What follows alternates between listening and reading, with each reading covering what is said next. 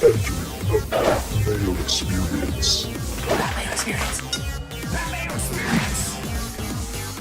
That Mayo Experience. Experience.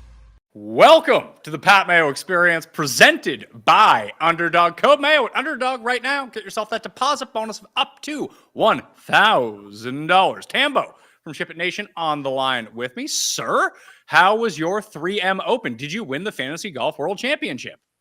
I did not. So actually what's funny is I do have the proof of this. I sent it to somebody. My pre-lineup would have won the Fantasy Golf World Championship. And I don't care because I'm not in it. But I was, the only reason it bugs me a little is because I was in it. I said to all my friends that if I can just get through round one, I feel good about the Scottish Open. I feel great about the 3M Open. I was there when my buddy Todd won it a couple years ago. So I felt really good about it. I sent my buddy the lineup and I said, just so it's documented, this would be what I would have played. And I would have had the only 6 of 6 in it and it would have won by 40 points. But I wasn't in it, so it doesn't matter. And made for a good week still because I played it in other places. But another third place, Pat, in the King of the Desert, back-to-back weeks. Got to come first. So we're on to the next qualifier. Well, we'll get you there in football at least. Oh, for sure. It's going to happen. Maybe baseball coming up. I've got some good Mega Q tickets coming up there. Going to do some stuff. And if I can get to the live finals, we'll do a lot more with giveaways and whatnot. Well, that'd be fun. If you're here, smash the like to the episode. Share it around on X because it's streaming live on X as well. Just hop on over there. Give us a retweet. That always goes a long way in helping us out. And in the comment section, give me your favorite 6K play for the Wyndham Championship. I love this tournament. It's one of my favorite tournaments of the year. It's a part of like the Pat Mayo majors of like the Heritage, the Sony Open, this one. I feel like Colonial would probably be the other one. The sort of the shorter accuracy-based courses, hit it in the fairway, take some run at the pins. But thinking back to last week at the 3M, you had a 6 of 6. 6 of 6 were hard to come by last week. Yeah, talked about it forever. The best was Nelson. Shout out to Nelson Adcock, cutsweats.com. He posted, he's like, man, I forget what his exact words were. And I responded to him. I said, if only somebody had a site, spoiler alert, he has a site. And I was like, that could tell us this. If you look back at the 3M, I had a post from 2022 or 23 to show 3 years previous to that, one that he had called the massacre at the 3M Open. So something about that is just people don't realize is, you know, some of the stuff like that, when there's high waters that we talked about. We had a rant last week, Pat, about this. Everyone knows it's a high variance course. That's going to make it harder on 6 of 6s typically. It always has been that way, yet it was a lazy week after a major and everybody piled on the same guys. That's why I talk so much about playing the game and playing DFS and the people that we're against and not just who the players are, because they're all great golfers at some point in time to get into this field. So that's kind of the setup I look at, and that came through last week quite a bit. What do you make of this week? Do you think it's going to be another lazy week? Because I do see people are betting the same players. People seem to be selecting the same players. Like I'm looking at the ownership data right now. Everyone's just gravitating towards exactly the same spots. Yes. Now there's a kicker to that, or a caveat, if you will. This is definitely a lazy week. You can see it already just in the numbers, the ownership's condensing, all that stuff. And we'll get to it when we get into it later for DraftKings. But this, you said it. It's one of your favorite tournaments. I love this one because it is.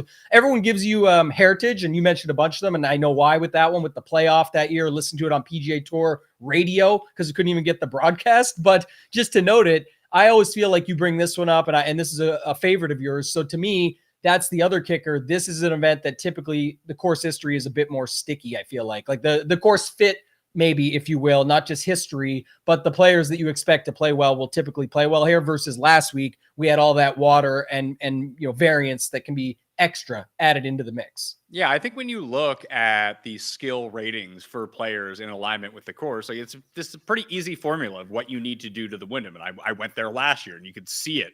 When guys are on the fairway, they're going to stock pins. And if they make putts, they're going to come inside the top 10. If you're someone who misses fairways, even at a less than driver course, you're going to have a real tough time. The rough here is no joke. 100%. And I think that's one, I guess at least it's one interesting thing when we get to it later, because I definitely think everything you said there tied with what I was mentioning sticks. But I've seen a lot of people talking about like someone's driver is terrible off the tee and this, that, and the other. And well, probably true. And you'll pull the stats and go look it up and find that out. There is, just so you know, golfers are allowed to club down sometimes and just change it up a little bit. So we've seen that in the past. And then people say in the Discords and whatnot on Friday, well, if I had known he was going to club down, like, spoiler alert, he's a pro. He figured it out, and that's what he decided to do here, and it ended up working out somehow. So just noting that, I think that's important to keep in mind. We've seen that work in the past for other players. Yeah, and even if we just hop over to betspertsgolf.com and use the rabbit hole information, I'm going to share this on the screen right now. Jared, I'm throwing you for a loop here to bring this one up. Let's throw that up, see if we can get it. Let's see. Share that tab instead.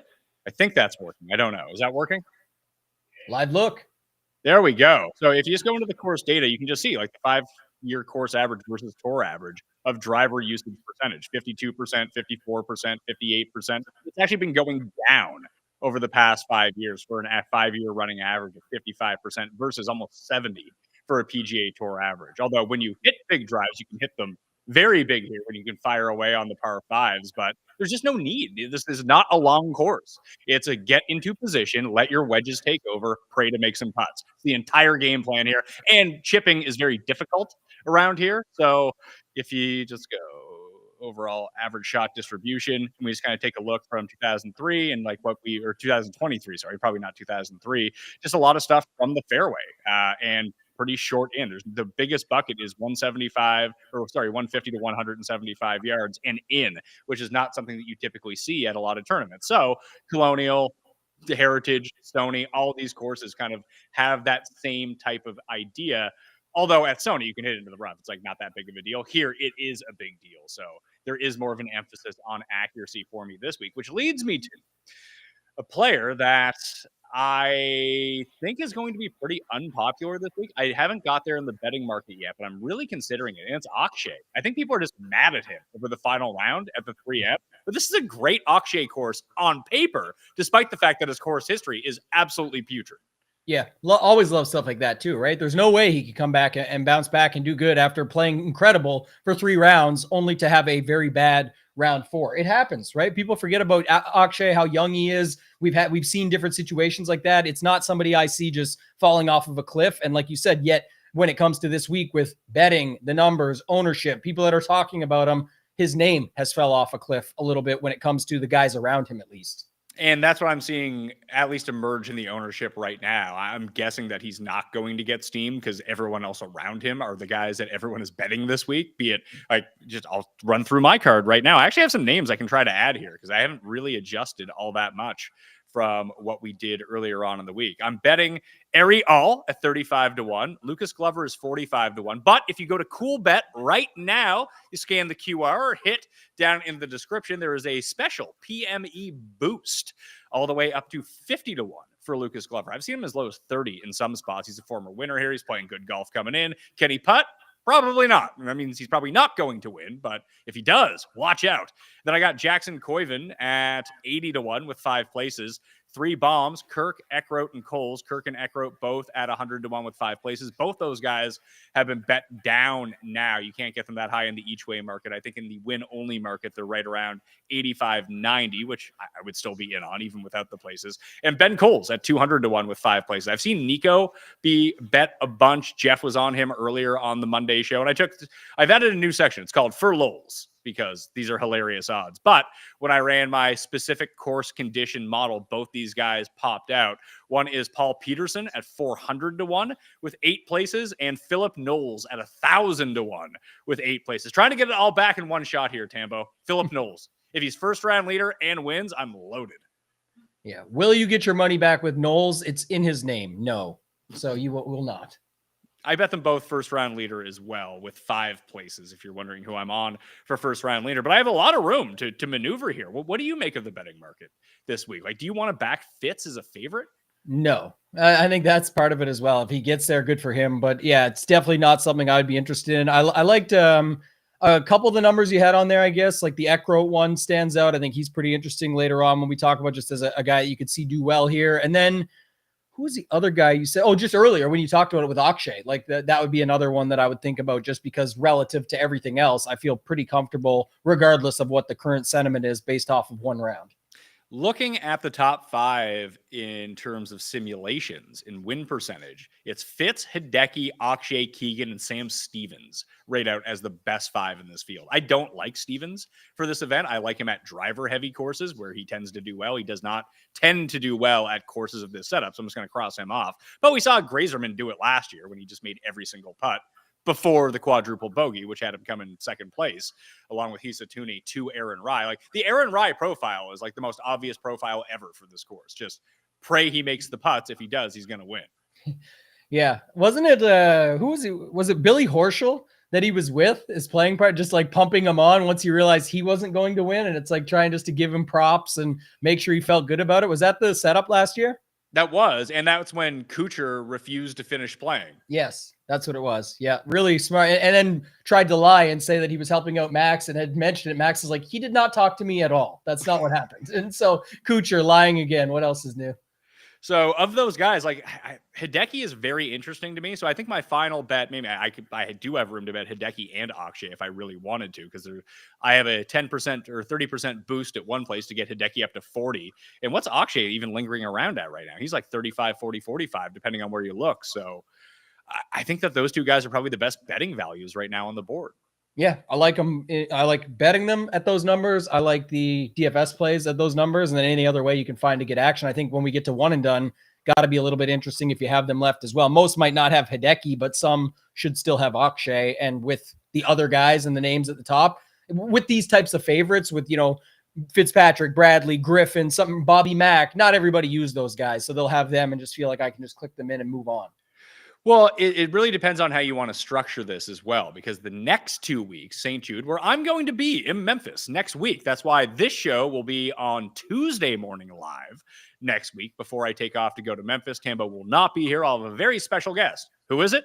I don't even know yet. So I'll figure that out for next Tuesday morning if you want to get your final bets and DFS picks in. And I'll add whoever I end up betting to the newsletter that I'll send out later on this evening. But yeah, we're going to go on Tuesday next week. But the next two tournaments, 2 playoff events, the first place, second place, third place prize, I think even the third place prize might be above what the winner share is this week. So the only thing that I would suggest keeping in mind is that if you have a Hideki left, but I believe he's the defending champion at St. Jude.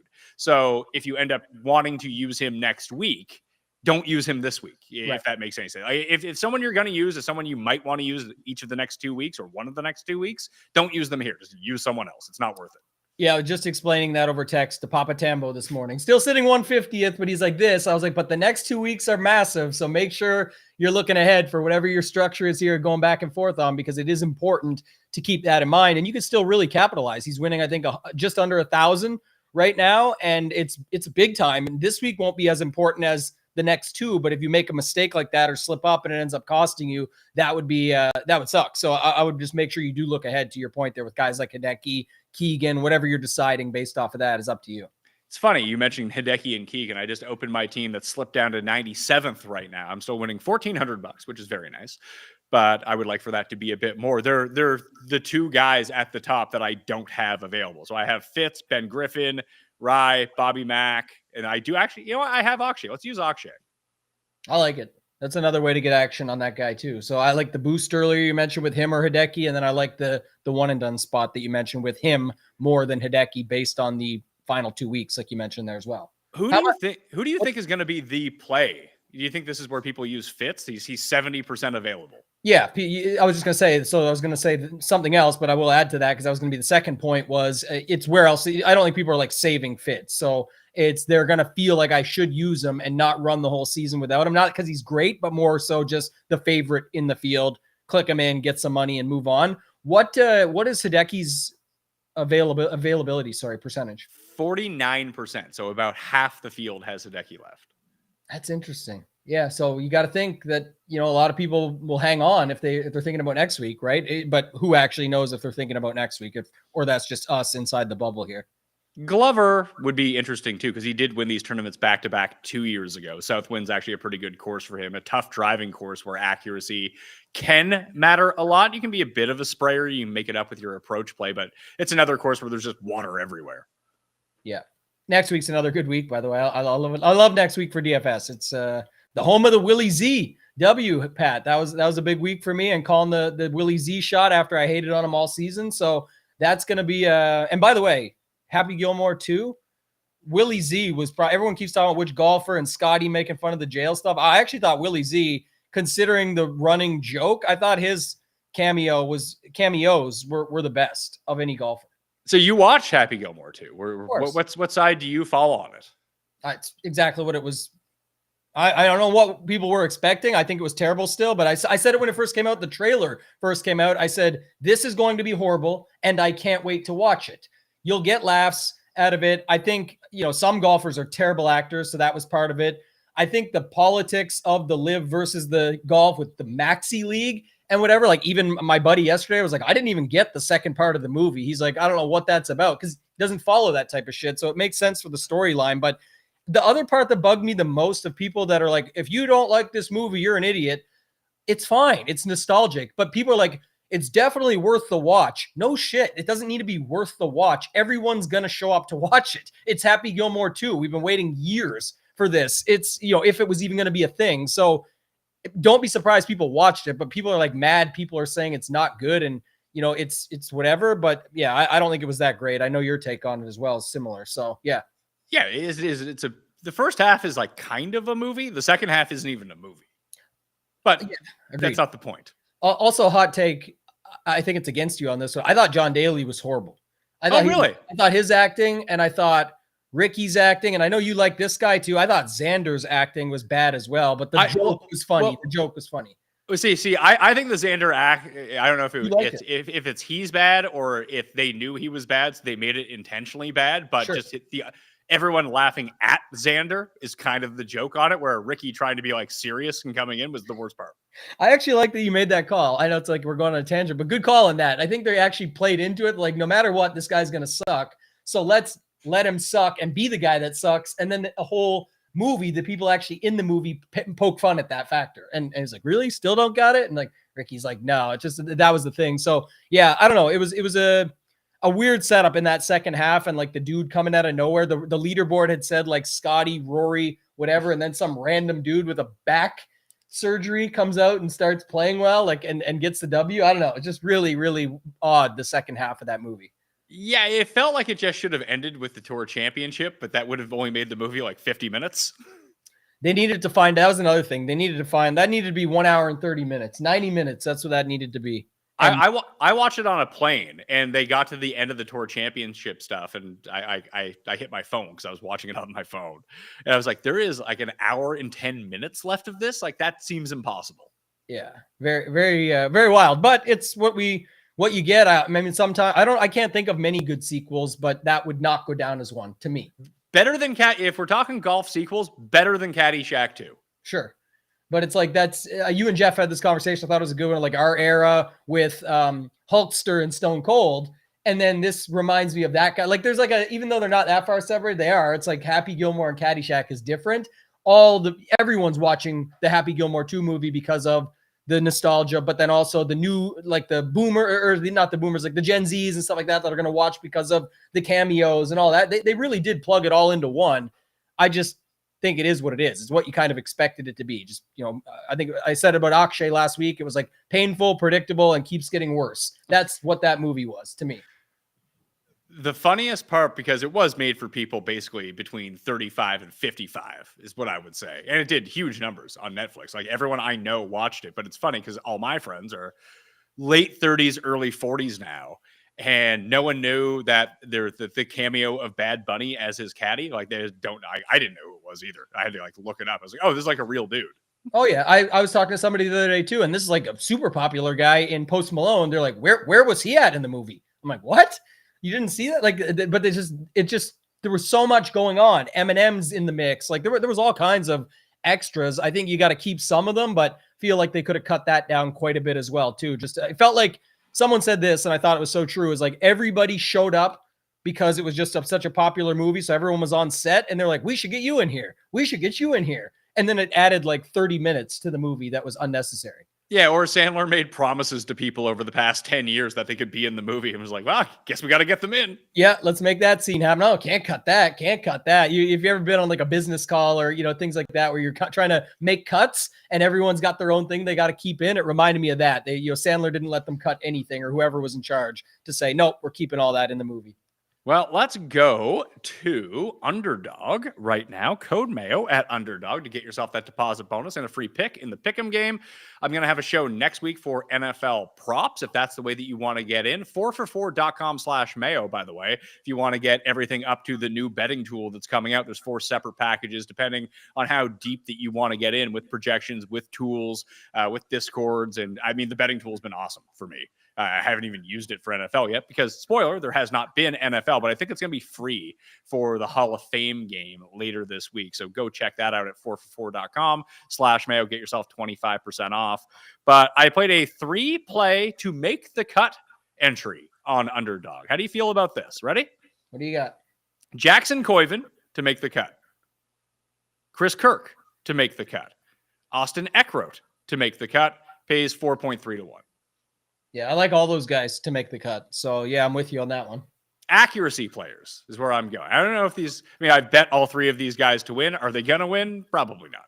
But can they make the cut? Certainly hope so. Yeah, I also feel like they're all guys that, I talk about this every week, but they're going to sort of pop for people enough that they like them. But then, I always can correlate to DFS, of course, which is like it working backwards from it doesn't matter for this, just got to make the cut. But it's people like them enough but don't get there on them fully. And so they're not like the most popular guys. Not that it matters for this, but just to know those are the types of guys that you usually see come through and have some good weeks. It's people like them, but not enough to get in heavily on them. And then that's what hurts them, helps others. All right. So I'm throwing that entry into the live chat right now. I'll have it in the newsletter later on if you want to tail along with that. Go Collect in the chat says that Back to the Future 2 is better than Happy Gilmore 2. I mean, it's true.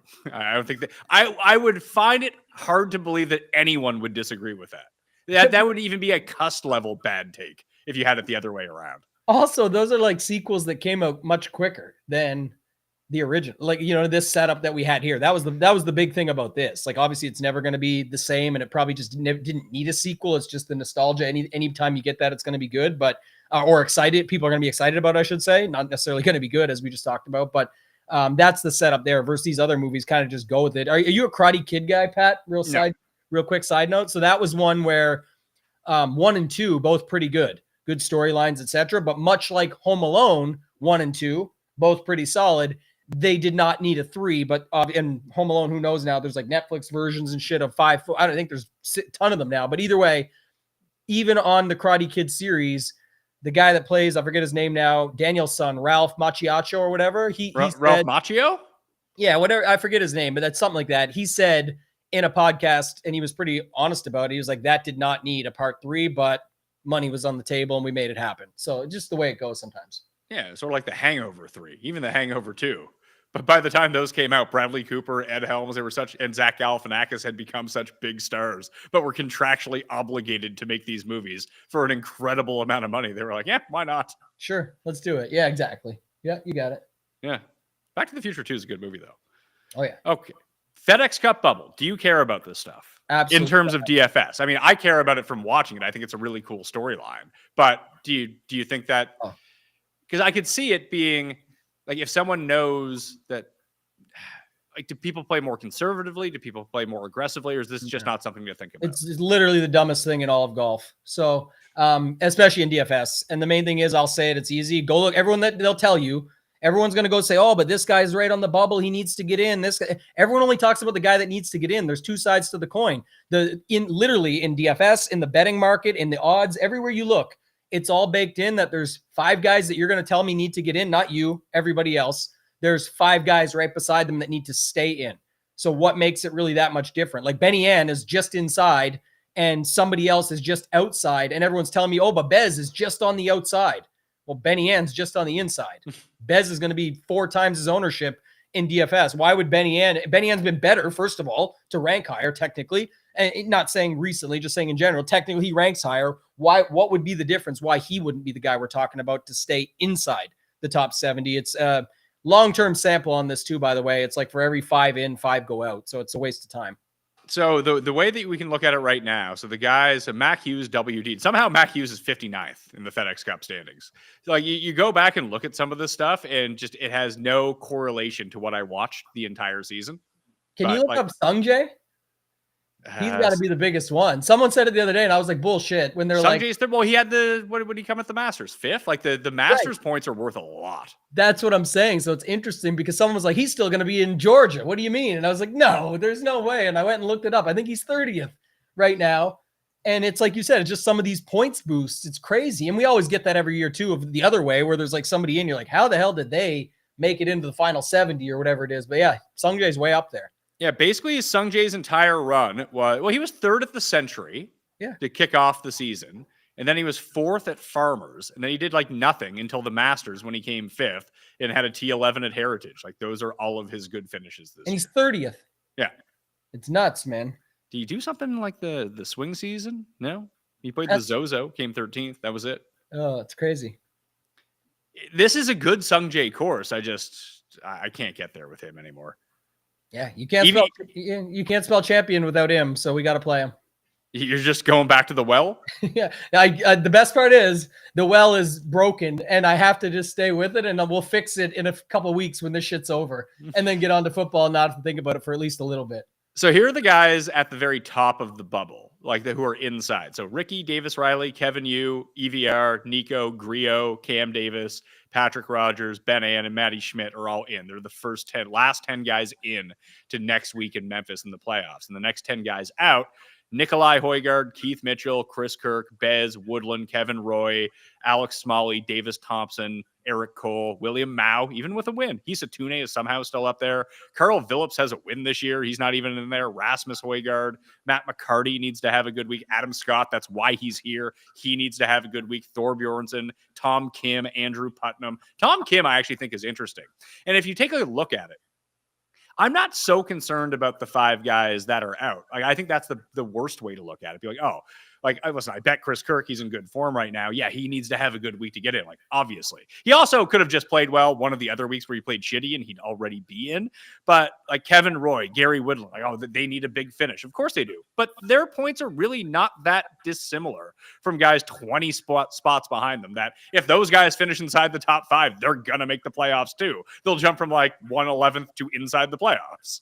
Right. And that's why my point, and the best part of that was like the 10 versus 10 you just mentioned. It's like you said, you're not betting Chris Kirk. You're not betting him, especially because of the bubble. Like, that has nothing to do with it. Just another added wrinkle to it. But it's funny. There's like 5 guys in the secondary 10 that are just outside that you mentioned that are popular this week. The Smalleys, the McCartys, the Kirks, the Eckroats, the Bez, not all super popular, just saying guys that are mentioned a ton versus the first group you mentioned. Nobody's really interested in those guys, and they're the ones that need to protect it and play good, have played good enough or better to be ahead of some of those guys, but people always go to the ones that are outside looking in versus inside needing to stay in. So I think that was another interesting point. And the way to think about it, it's not 10v10 or 5v5 like these guys could potentially flip. It's 5 guys might fall out, but any number of 45 guys could get in. Exactly that too. That's another point to add on top. Clicks in the chat did just point out something very interesting about your shirt. He says, does your shirt say what I think it says? Can you see yourself right now on the screen? Yeah. It's my old Fantasy Sports Network shirt. I found it. I mean, it's like my former workout shirt, so it probably smells terrible, but I found it in the back of my closet this morning. I was like, yeah, I'll wear that. Haven't worn this in ages. Non-existent company. The way the mic blocks it and where the pieces are on it, it looks like all we can see is a P ending with an SY at the end. There we go. Fantasy Sports Network. The first employee of Fantasy Sports Network, Pat Mayo. Also, you can find videos of that. You really can't. You posted one recently or something, I thought, where we saw like an old school clip. It was amazing. I have some that I have saved, but it's like all of the content has been scrubbed from the internet. Oh, yeah. I think you posted it because, just sharing some of your stuff and setting it back. It felt like you guys were sitting on milk cartons at one point or something, or like those big crates that you sit on. It was like, man, this is real old school. Right across from each other, directly looking into each other's eyes. No wonder the connection is so close over all this time. But just old school videos, man. They're always good to go back and see the difference. I mean, I really do miss doing the show in a really small room with people in person. Like, it's not that the show was better. It's just the show was different. It felt more talky and organic, not I talk, you talk, I talk, you talk, without trying to talk over each other. That's always the biggest thing when you do remote podcasts is you can try to anticipate when someone is going to talk. Like, I can see you, but I can't. There's probably like a 3-second delay when you're actually like looking at someone. They know when you're talking, you know when they want to say something. Yeah, I do. I try and do the better job of it recently of not doing it as much, but you guys know I love to talk. So I do tend to get in there quickly with my comments every time. So I'll try and keep an eye on that. But I like what you said. The remoteness is a little bit different than when you can be there in person.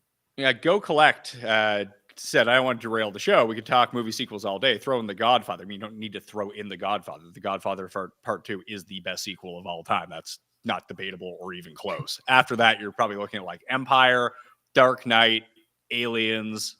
That's probably your Mount Rushmore of movie sequels.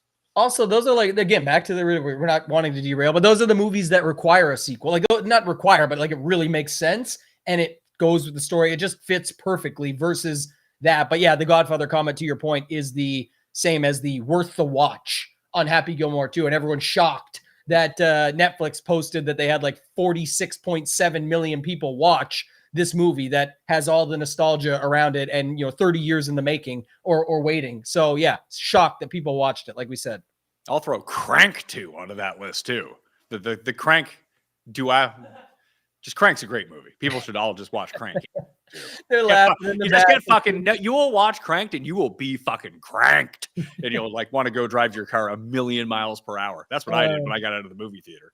Yeah, so good. I've definitely been there and watched those movies as well. So I forgot about that one.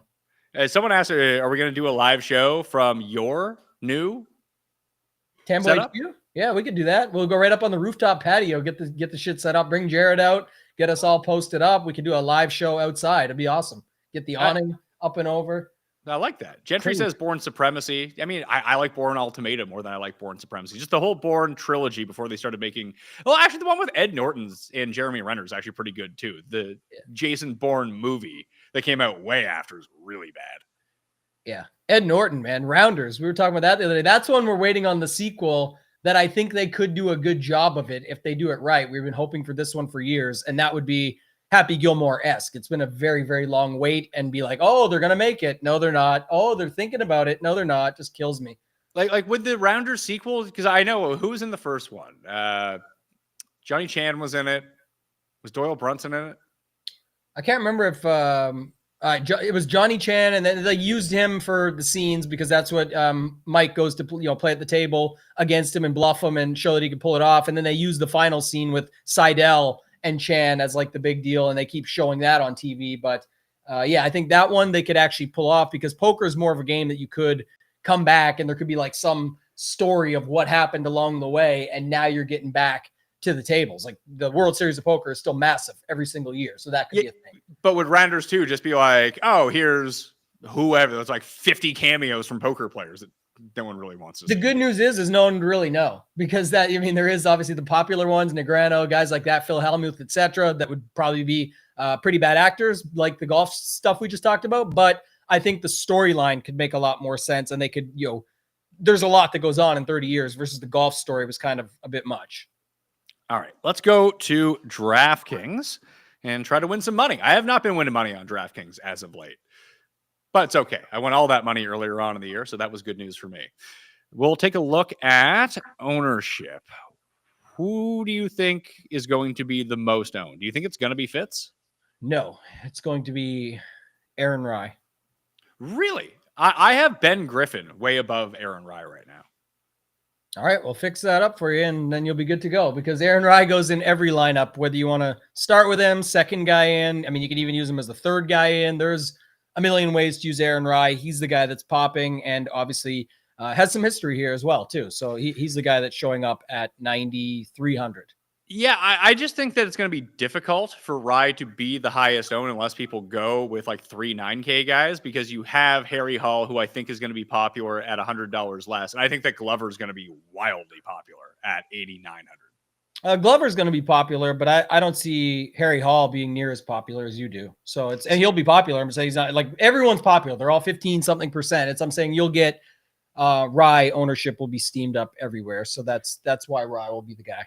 Yeah, I'm moving back and forth between Fantasy National and the rabbit hole right now. I'm seeing the user projection. So the users of Fantasy National are not using a ton of Aaron Rye, although the ownership projections at the rabbit hole do show what you're seeing, that Aaron Rye is going to be a little bit higher. So Fantasy National users, everyone's using Harry Hall apparently. The guys that people are not using, at least lower ownership of these top guys above $8,000, not a ton on Spieth. Akshay probably right around 10%-ish, and we'll see if that even comes to fruition because it feels like he's sandwiched between a lot of really popular plays. Ryan Gerard, Luke Clanton, Grazerman, Sam Stevens, and Sung Jae, and Nikolai Højgaard all not really doing much here. And a lot of those are between 8,600 and basically between 7,500 and 8,600. It's like Denny shows a little bit of ownership, and that's it. That's the range no one is going to. Yeah, and we'll have to see when we build sort of that chalk version like we always do, just to see how it fits in, not Fitzpatrick, but how it fits in. And I think it's going to be potential for some guys to pick up a little steam there. We'll see. But I think it'll be more the guys in the lower sevens that we see the ownership go to, like when you get down to Bez Kirk. Yeah, even like Putnam again is down there. I think Smalley is down there. Like Eckroat. I would say Kevin Roy, Eckroat, more than Putnam, and then Bez, Kirk, and Nico, and then Griot in that like mid 7K range. Those would be the semi-popular ones from down there. Yeah, I'm pretty positive Putnam will be higher than you think as well. That's a guy that people play, but Bez will just outdo them all, especially when you get into the higher stakes, lower dollar stuff. So that's the key to remember. So we could go something like this. I built the bottom end of this. So I have Griot, Bez, and Kirk in here right now. And that leaves you with over 9,300 left. So you could build a very balanced lineup very easily. You could go Rye, Glover, Hideki if you wanted to. You could find a way to Ben Griffin if you take Griot down to Eckroat or something like that. Yeah, and this is what I was trying to show earlier. I would take Hideki out for a second, and then I would take Griot down to Eckroat. Well, I was going to go Putnam. Yeah, I guess I was going to go Putnam, but you kind of could go to. It's the same price. Putnam and Eckroat are $7,100. Yeah, is there any? I guess another set, like if it's Norin or Hoey or who's the guy at 72, 73 that you see? Because I think more people would play Ben Griffin, to be honest, and then it leaves you 73. Of course, you can just leave the money. I just meant for filling it out. What would that look like? I do see something like Griffin, Rye, Glover drop down to Bez, and then your combo of whatever you want. But this is kind of the original setup that I was seeing. Do you think that Koivu gets a ton of ownership or no? Not really. He'll get some, but because people are talking about him a little bit more often than not this week. But I don't think people love paying up for probability in the sense that like he's 74 and some don't even know who he is. So they're like, oh, you know what? I'll just take my chances on these guys around him instead. But he would fit into these builds, of course. You could just play instead of. You could take Putnam down to Roy. And then I think it works with. Then you have 300 left. And then you could take Bez up to Griot again if you wanted to. I would take Kirk. It would be Kirk that goes up to Griot before Bez. But yeah, that's about right. Something like that is going to be the popular build. So here's the idea right here. Just step one. Don't play Griot, play Bud Colley instead for exactly the same price. Okay, yeah. What about Keith Mitchell? He's on the FedEx Cup bubble. I can't do it with that guy, man. You got to make putts here. Bet him if you want any exposure to try to win money on Keith Mitchell, just bet him first round leader. Yeah. There's also one thing you mentioned earlier that I forgot that I wanted to talk about now quick is the area you mentioned of 7,500 and up is also loaded with guys that hurt people's feelings, like Kevin Yu, Thor at 77 now. Like Thor was mega chalk last week and crushed, like, I think he was 40% in the Fantasy Golf Live final. And he was a guy that missed the cut. Now he's down to 7,700, just a little bit cheaper, but I think that's interesting as well. Well, let's try to find the guys in there that we do like. Denny seems to be the one getting ownership, but outside of that, I mean, Wallace has been playing good golf, it feels like. Yeah. I think Wallace. Wallace hasn't missed a cut since Canada, and that's the only one he's missed since the PGA Championship. Yeah, Wallace fits in there for sure. Pearson Cootie? Yeah, I'm good with that. He had a top 10 last week, didn't he? He did, yeah. Yeah. Good for him. I like Colley over Griot. That's a move I would make. I like Koiven. So what happens when you roll those 4? It leaves you 9,800. For who was the other one you said? Sorry, I went with what you originally mentioned: Wallace, Cootie, Colley, Koiven. Oh yeah, I don't know if I'm going to play Cootie or not. I don't think that he's markedly better than some of the lower owned guys. Like I would take the little bit of an ownership hit for the savings on Chris Kirk instead if it was me. But yeah, this gives you 98. You go like Fitz, Akshay if you wanted to. What's our guy with Akshay Fitz? Yeah, that's nice. And then what were you saying with Cootie? You would take him down? Or would you just play like you could play Thor at 7,700 and just get the bounce back? I just don't like, because if I'm gonna go with my preconceived notions of this course, this doesn't really strike me as a Thorbjornsen course. Like I want him at a place where he can hit driver every time and hopefully not drive it into the water, which he did last week. But this takes away his biggest weapon. Yeah. I'm just trying to see if there's any other version of it I like. But yeah, if you go down to you had Kirk in yours too earlier, right? If you go, yeah, you can take Kirk down to 72, and then it opens up another $500, and you can, instead of playing Akshay, you could play Spieth, who no one's playing. Yeah, I'd probably go from Colley up to Sungjae and call it a day. Oh my god. I knew you'd say that. I don't think I'd ever say this. I think I'd rather play Cam Young. Yeah, that lineup exists too, where you can play whoever. Like just some of the names down there. Some of the guys in this field that you wouldn't even know, but they're just completely fell off a cliff, man. Like, what happened to Poston? Poston hasn't played well since the PGA Championship when he chipped in 8 times. And what was this turn? Didn't he go 72 bogey free? Was it him? Ben Ann was 70 holes bogey free here at one point and lost by 1. I think he lost to Poston that year. I think Poston went bogey free the whole tournament and won, if I recall correctly. That's pretty good now, but I don't know what I'm at a, I don't want to say like a loss for words, but I'm at a loss of like what to do this week. Like how do you actually want to build? Like what is the move up top? Well, I think I don't care about Fitz, Keegan, or Griffin. Like I'm good with playing none of the 10K guys. Like if I'm playing 150, I would. I'm not playing 150. I'll play like 20, 25. I mean, just screw them. Like maybe they win. They probably don't. Yeah, one of the things is if even no matter how you want to do it up top, I guess I'm going to call it like Akshay and above, and Glover's pretty popular. But a couple different ways I would say for sure is if you want to run 3 guys, Akshay and above, what happens is even if you fade the top 3, you land at 7,200. The key is to find, one guy that you like down there in say the 6K range and then pop up to that area that nobody's landing really in the upper 7s. The alternative is to pick your guy up top and then use that 8K range, because one thing that's not getting talked about enough outside of Glover and maybe a little bit of Denny, these are the guys I talked about earlier, Pat. People are talking about them, but will they be about them? They might not. They'll say their name, but will they click them? Is the Kitayama off a win?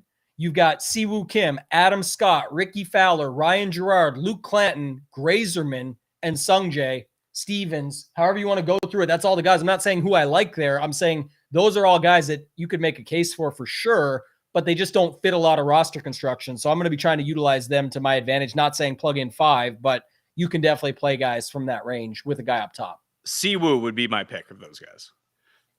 So what does it look like if you go, what do we got here? What's the Peterson Colley lineup you had? Peterson, Colley, McCarthy. Let me just see. I had that, but I'm going to take out Denny and move him to Siwoo, which means I need to lose. Who do I have to lose here? Akshay. That's interesting, though, because Decky, Spieth, Akshay up top. Yeah. Guys who make birdies in bunches. But if you took McCarthy, like you said, down to Siwoo, or I guess it's if you just use McCarthy, you could take Spieth down to Siwoo, I believe. Oh, you could play Harry Hall and Siwoo. Yeah, there we go. But you can still play. I have Bhatia, Spieth, in that lineup.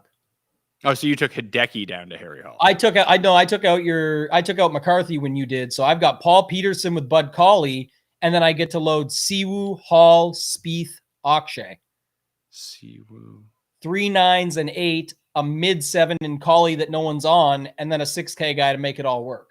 And when you go back and historically look at this tournament, yeah, a favorite or two has like done pretty well here. Like I remember when Stenson won, but this range of guys, the Aaron Rai to Sung Jae tier of player, tends to do very well with this tournament. Yeah, that's what I'm saying. So there is something to be said. Like, who are all the guys in the 8Ks that you would like the most? Like Sung Jae, who else? Let's see. Fuck off. Glover, Siwoo. Glover, Siwoo, yeah. Glover and Siwoo would be my two favorites. Adam Scott in this field. I don't like Adam Scott. I do. You remember, wasn't it this tournament that he missed in the playoff? He caused the 5-man playoff and then didn't make it into the 5-man playoff? No, he missed the 4-foot putt on the first playoff hole to lose to Kisner. That's what it was. Yeah. He was out early. Either way. All right, who else do you like in this range then going down? See, that's the thing. I don't. It's probably Denny. And did Clanton end up making the cut last week? Yeah, he did. Oh, yeah. Played horrible on the weekend. He's been bad, but he was good here last year, wasn't he? Clanton, Sungjae, Stevens to round it out. 6 8K guys. Yeah. No. What about Poston you mentioned earlier, or Wallace? I think Wallace is just in the better form, and no one's using him anyway. So maybe it's Wallace that I would want to go to. Let me pull up his player profile. Ooh, I got the one then. Hit me. This is your style right here. Killed it. All right, you get to go add in.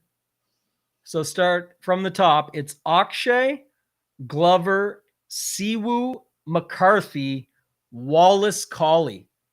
Oh, I actually do like that. And Wallace could be Poston, but the point is you're on the upper 7K range where nobody's on.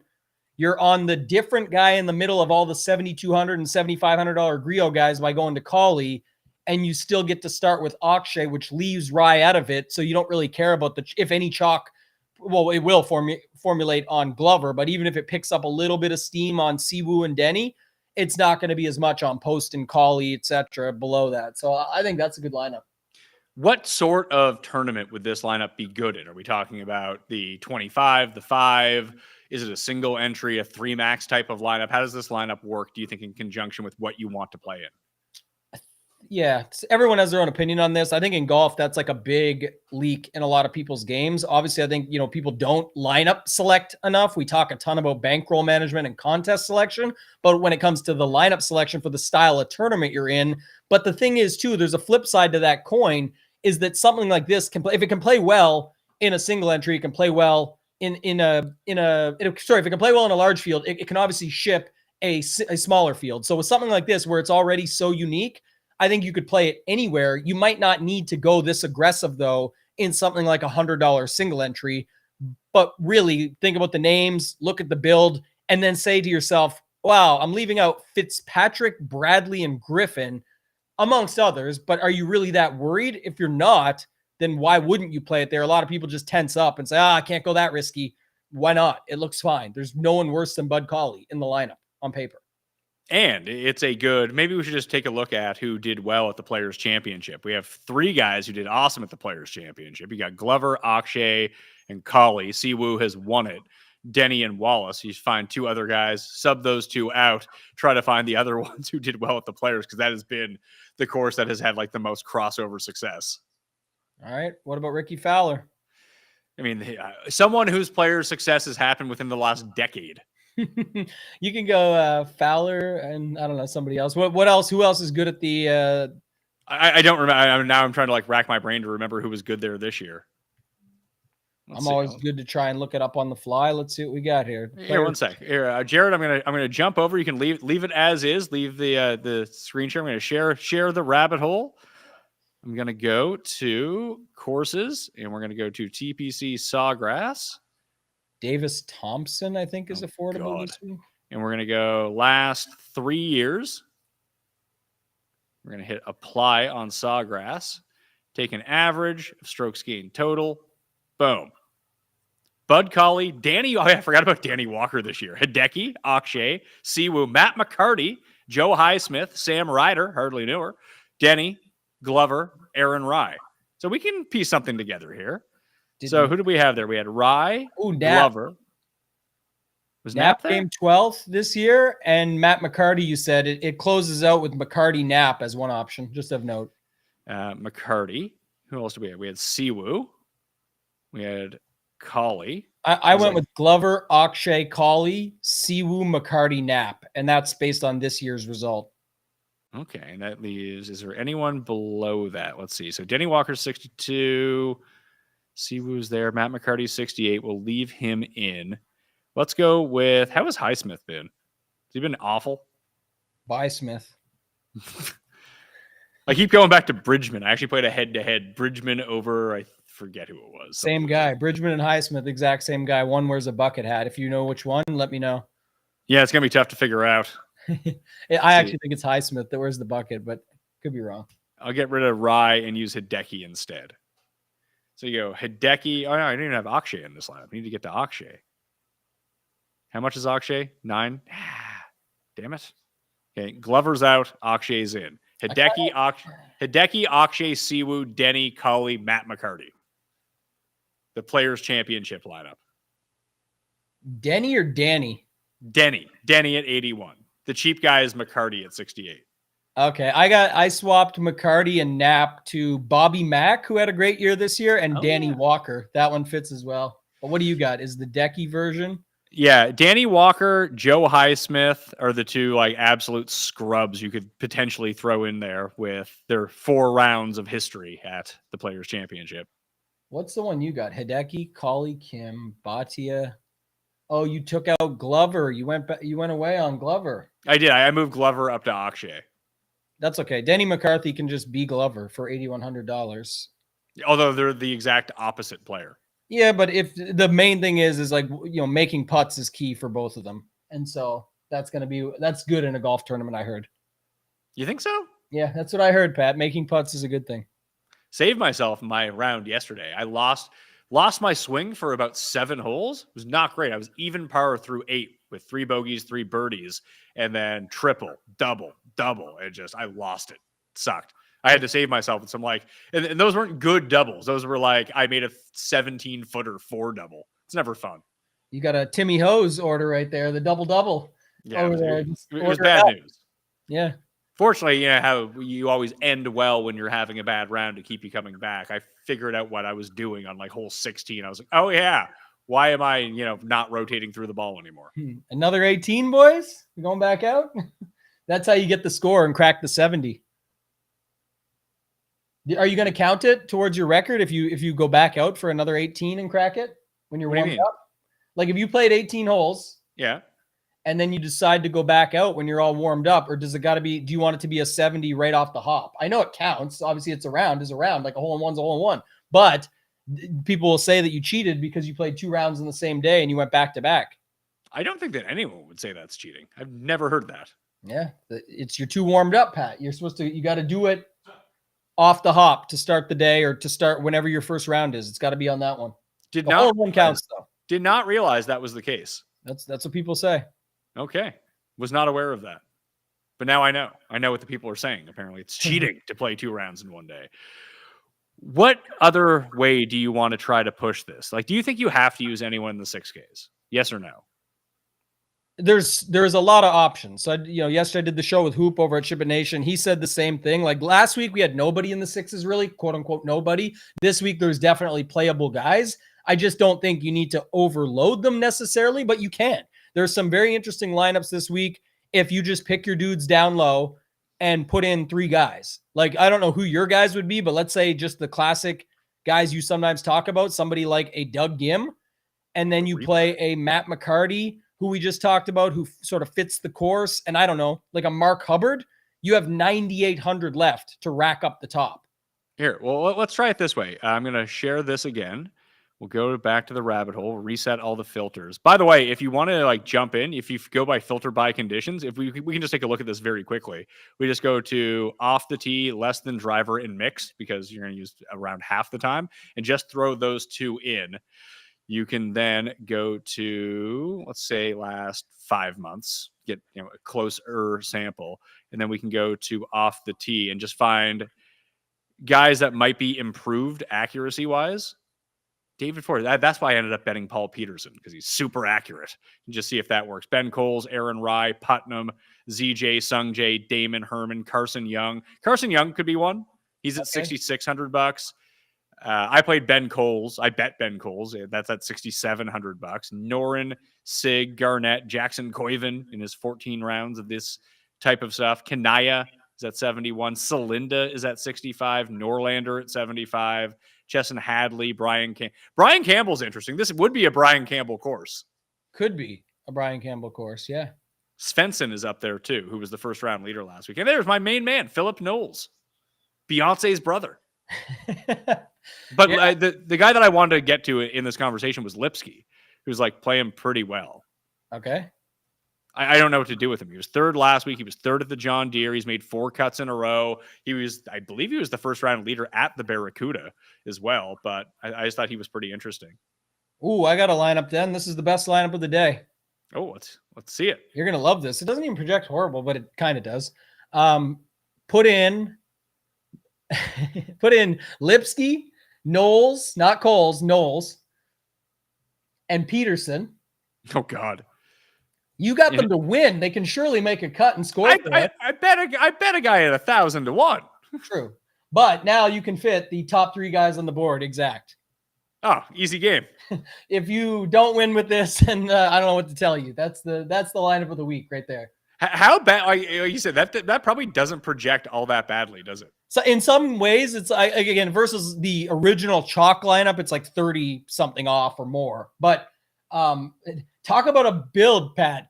We faded the 7s, the 8s, and the 9s, and got the job done. That would be incredible. You fade it all and fit that in. Who was the other guy that I saw that was down there? Was it Carson? Carson Young.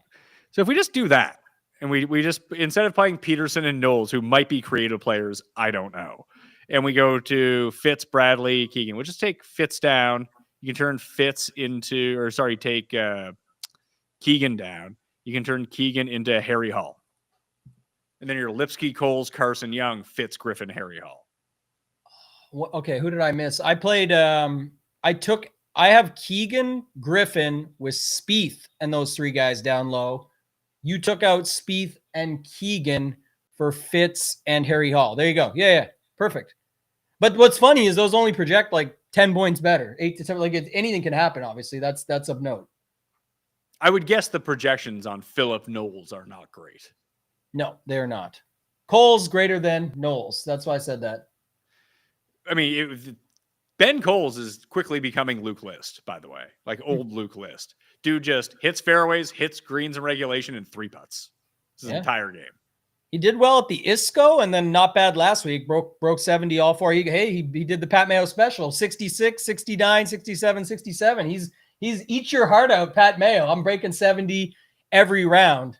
And I got Byron all fired up in the chat now, too. I just messing with the golfers out there. It's obviously that the second round counts, Byron, of course. It's just bugging Pat because, if he's warming up on the first one, is that technically cheating? It could be a Cuss take. We could get that one from Cuss. I wonder what he thinks. Coles has lost, let's see, he lost over 4 strokes putting last week. He only lost a little bit at the ISCO. That's why he came in 8th. He lost 5 at the John Deere, and he lost 6 at the Rocket Classic, and he lost 5.5 at the RBC Canadian. Actually, no, he only lost 3.5 at the Canadian Open because he missed the cut.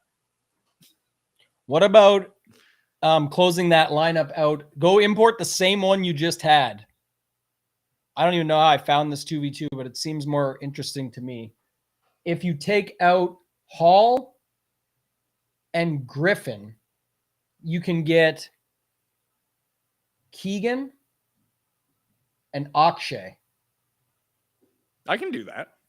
I mean, they're all it's whatever, because it's all the same shit at that point. Nobody knows what's going to happen up at the top. It's more likely you get the winner from up there, et cetera, et cetera. But this is these are interesting builds. You see what I'm saying, though? Because you are using 3. The thing is that I was saying yesterday, like the 6K guys, 6,700 and up. So Carson Young, the outlier, we'll call it. Those are the same thing. They're just 7K guys that have a 6K price tag on them. They all could be there. Like if any of those guys were priced, if Doug Gim was 7,200, he might be more chalk than 6,800, even though it makes no sense that he's less expensive. It's just the way the builds land this week. People don't need it as often. So if I'm just saying, if Doug Gim was 72, where all the builds land, this avoids the 7Ks altogether, but you're really still playing 7K golfers at 6K, at the upper 6K. Well, range. do you think that's the reason that we're not seeing a lot of ownership manifest in the 6K range? Because the chalkiest build, it's not so much to do with people like those guys in the sevens. It's the guys that they like at the top, and that's just what it leaves them. Yeah, it's because the minute you pick a guy and Aaron Rye, so the pick a guy, Aaron Rye combo, you land on 7,500, and then boom, you can just fill it 4 7K guys. You don't need any sixes, etc. It's getting more aggressive at the top, which, by the way, it's definitely a possibility. So the two biggest things that I like, or takeaways, we never really talk about it from this perspective, but the two biggest takeaways I would have and that I think are interesting are playing the upper 6K guys as if they're 7K guys, or what you're doing now is okay, but it's kind of this is, I was trying to build what I would think is the chalkiest possible lineup. Right. And so the second version of this I would flip is if you moved off of Rye and off of Griot and then landed on, still pick your guy up top, but land on 2 8K guys that are not those two. So let's do an exercise. You usually do these with me, but I'll try it with you. Pick one of Fitzpatrick, Bradley, or Griffin. Pick one. Let's say Fitz. Okay. Which may already be fine, but let's now pick 2 guys in the 8K that are not named Glover. Siwoo and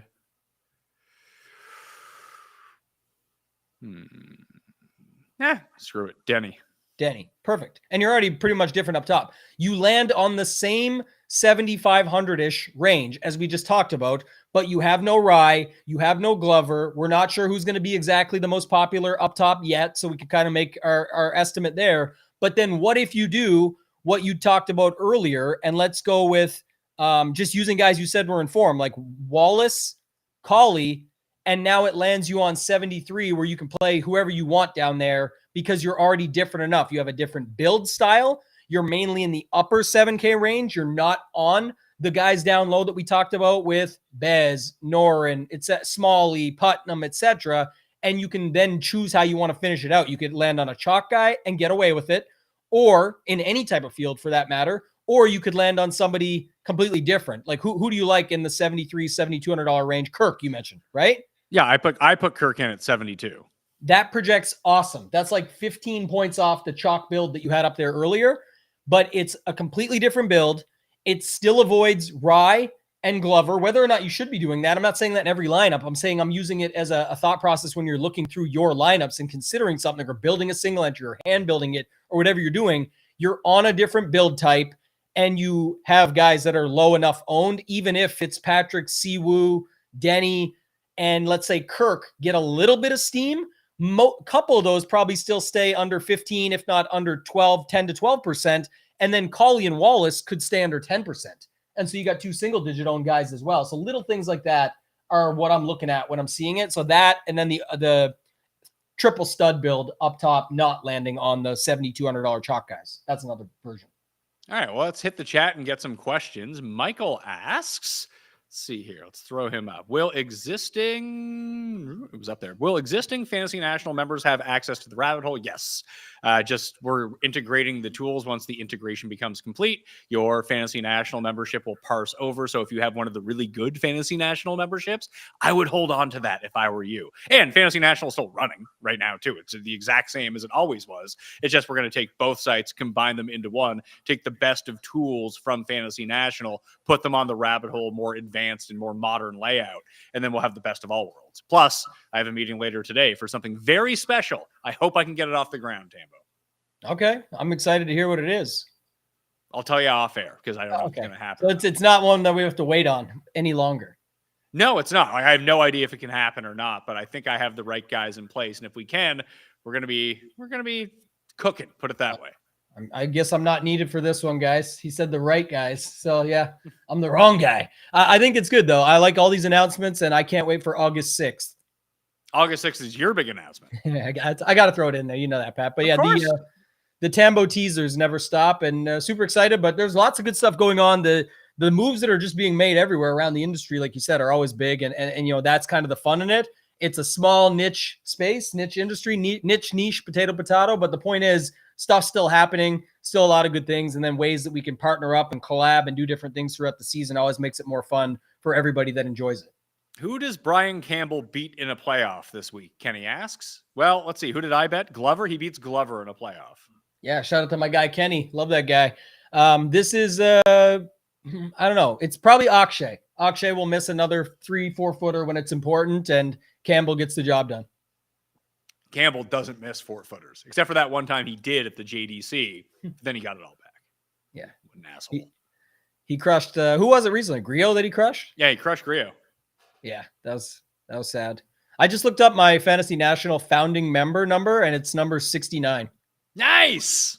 Sweet. 0069. They put the 00 in there, knowing that at least 9,999 people were going to join. Get the set up for success with the 4-digit number. I mean, we've had way more than that over the years. I believe it. Yeah, it's been a long time now, man. This is does it show? Yeah, member since June 26th, 2017. And we launched in 2017. Well, I mean, I was in right away, and I still only got 69. So that's the setup. I'm number 2. Number 2. So Moose is number 1. Moose is number 1. I was number 2. There you go. Oh, it even has. Oh yeah, how much I've gone into this. Oh yeah, that's great. Tons of stuff going on over there. Nice. But yeah, I'm excited to merge the sites together because I don't want to lose some of the best parts, like the really user-friendly stuff that people love about Fantasy National. Like even the easy lineup builder, I think that people it doesn't work in any other sport, but it works for golf because everyone's technically the same position. That sometimes, like even myself, I find that golf optimizers are pretty hard to tweak to how you want them. Like they're going to start giving me players that I don't want, which is probably for the best for my game, honestly. But I want to be in charge of the guys that go into my player pool. And I just find that our lineup builder at Fantasy National, if you don't care about adjusting projections and capping at ownership, you just want to build how you want to build. I just want to have both versions of that lineup building tool on one place. Yeah, I think a lot of the community, like I said, the nice thing about the collabs and moving things around and having things different. Like, for example, a lot of people at Ship It Nation are super excited about this partnership that you've just had with the merger / acquisition, because now they can use tools like BetSperts Golf to look up and do their models and be able to get the information and see those little fine details to help apply them to what they do with Ship It Nation. But then they can have something, if they like a certain optimizer or content site or whatever it is, like SaberSim with us, they can be able to put that together and say, okay, BetSperts Golf and the Rabbit Hole helped me find this. I want those guys in my player pool. And now I want SaberSim to give me the optimizer version of what are the best lineups within my portfolio. Use the stone at Ship It Nation and put it all together. So it's that's the fun in it. And I know a lot of people say, Pat, that it's more fun, the sort of the puzzle and the process of it all. Speaking of DFS Mastermind, it's what it's all about. That's people like that part just as much. Just outside of the sweat, we'll say. Obviously, people want to sweat and get involved for the money, but people really do love putting the puzzle together and trying to figure it out. Yeah, so here's something interesting. I'm going to put up the screen share, Jared, for a second. So hey, if you want to go on betspertsgolf.com/Mayo to get yourself the discount if you don't have either of the tools. But in the tools, you have the DFS optimizer up here. You have the tournament simulation that I was talking about. There's even custom simulations for head-to-heads or your underdog entries if you want to try to do it that way. But there's a few things that we have here. You can hide the salary if you want to, if you don't want to see the DraftKings salary. This was an interesting one. You can show the tee times, or you can hide the tee times. And now we're going to get a filter, I believe, as of next week. I think Ron's working hard on it, where you can also hide PM guys or hide AM guys just to make it easier on yourself creating a pool. Yeah, that's exactly the key, right? The more you can do stuff like that, the better it is for the user experience. And we sometimes go on tangents on that. We don't need to today, but I love that. And that's, your key message in this whole thing was trying to get people the best of everything and being vulnerable and honest in saying that, this wasn't going as well. We took the feedback. That's why I made this move happen, so that it's better for everybody out there. And imagine that, right? Just, giving value to people. That's really what it comes down to. And I always say that's the key. And that's what you've done here. So congrats again on the partnership, and super exciting stuff moving forward as the golf season rounds out. Football just around the corner. Be lots to talk about when we get there as well. 100%. And if you're ever wondering, like modeling, like you don't know what to do, I mean, there's a tutorial at the top to how to create a model over on Betspert on the rabbit hole if you want to do it. But if you go to view expert rankings, you just got people in here, but from just many different people that you want to know about. You have mine in here, Mayo, Wyndham. You can go just load it in and it'll just default up and you can see the rankings. Ben Cole's number 1, Tambo. Nice. Of course he is. That's the guy, man. And he's he's the guy. He breaks 70 every round. It's exactly what you want. That should be your poster boy this week. I mean, I bet him at 200 to 1 to win. Yeah, let's get it done. Someone in the chat said Happy Gilmore 2 equals Joe Dirt 2. Oh God. Even like when you go through, you can see like Cole's, like he rates out. So like a lot of these are like they're based on the less than driver and hitting from the fairway. So like fairway 150, just because he's a very accurate player. I want to see how he does from the middle of the fairway when it comes to scoring versus the rest of the field. That's how I wanted to do it, because you're just simply not going to score from the rough here. So if he misses the fairway, he's fucked anyway. But if he's in the fairway, he's one of the better players on tour. Him, Glover, and Matsuyama. But then you get to the putting splits for most of these guys, and they're just fucking horrendous. Yeah, that's typically the case. But I think it'll be fine. And, we talked about him earlier, but 6,700 on DraftKings, you can play him for sure. Oh, yeah. 100%. And lose all your money. What would or make it any win different? It all. That's the point. You're playing him for the upside. Or win. You can win. It's possible. We'll see. All right, man. We got football coming up again. Tuesday next week. I'm going to be live in the morning without you. Then we'll be back for the season finale of the pick show for the BMW Championship. We probably won't do one for the Tour Championship because that tournament sucks.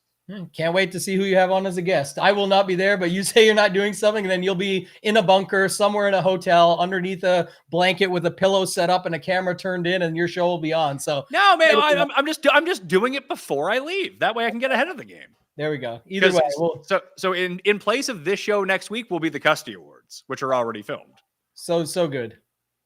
Yesterday's Cuss Corner was a banger. One of the better ones we've done in a while. Okay. Got to check it out. You can go on the Cuss Cruise, which sounds like a prison.